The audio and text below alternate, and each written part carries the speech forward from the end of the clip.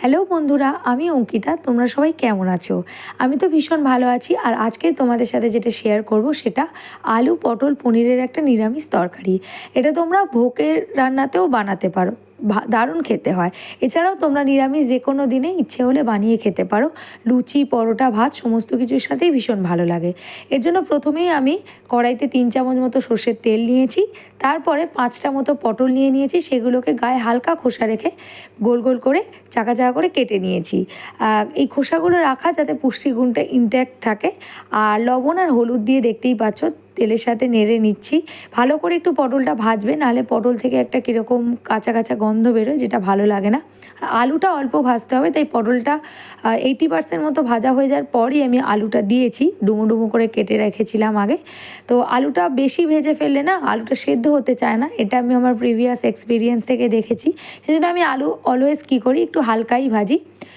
এবার আলু আর পটলটা একসাথে আমি ভেজে নিলাম। তারপর আমি ঈষৎ উষ্ণ জল দিয়ে দিলাম আলু আর পটলটাকে সেদ্ধ করে নেব বলে। এরপর একটা পেস্ট বানাবো, তার জন্য কয়েক টুকরো আদা, একটা টমেটোকে কুচি করে নিয়েছি, 3টে কাঁচা লঙ্কা, একটু লবণ, একটু চিনি, কয়েকটা কিশমিশ, 4টে মতো গোটা কাজু বাদাম, আর ধনে গুঁড়ো, জিরে গুঁড়ো, আর একটু দুধ দিয়ে দেবো।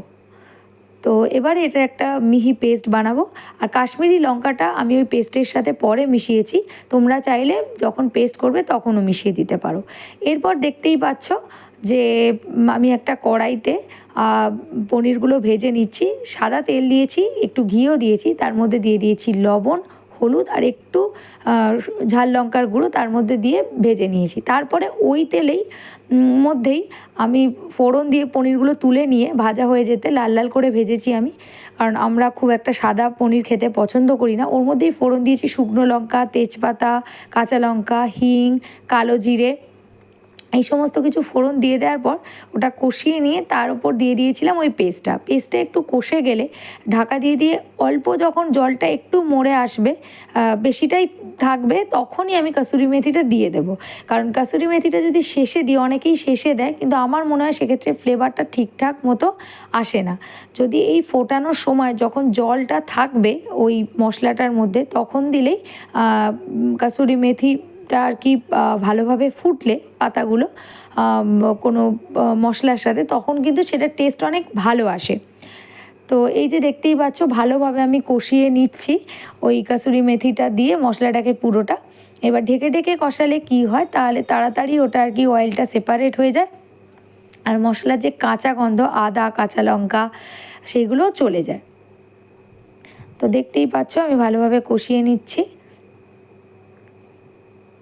আমি ঢেকে ঢেকে দিচ্ছিলাম, বাট ঢেকে দিলে তাড়াতাড়ি করে ওটা জলটা শুকাচ্ছিল না, যেহেতু আমি একটুখানি মিক্সির জারটা ধোয়ার জলটা দিয়েছিলাম, ওই বেশি হয়ে গিয়েছিল।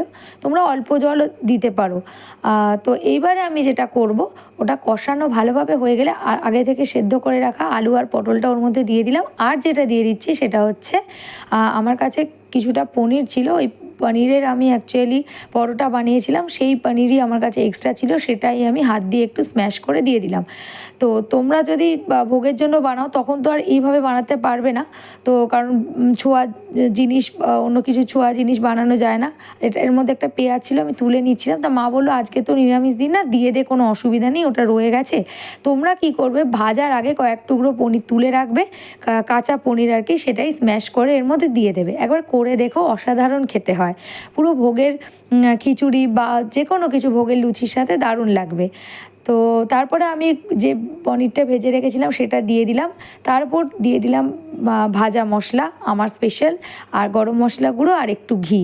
আর আমরা পনিরটা একটু লাল করেই ভাজি, কারণ কড়া করে না ভাজলে আমাদের বাড়িতে কেউ খেতে চায় না। তোমরা চাইলে হালকাও ভাজতে পারো। এই যে আমার রেডি হয়ে গিয়েছে, একটু ফুটিয়ে নিলেই রেডি অসাধারণ স্বাদের এই পটল পনির আলুর তরকারিটা। তোমরা অবশ্যই নিরামিষ দিনে একবার বানিয়ে দেখো, আর আমাকে ফিডব্যাক দিও, আর আমার চ্যানেলটাকে অবশ্যই সাবস্ক্রাইব করতে ভুলো না, আর লাইক দিয়ে দিও পছন্দ হলে। অবশ্যই আমি ভীষণ খুশি হব তোমরা যদি তোমাদের ফিডব্যাক শেয়ার করো। এই তো দেখে নাও শেষ লুকটা।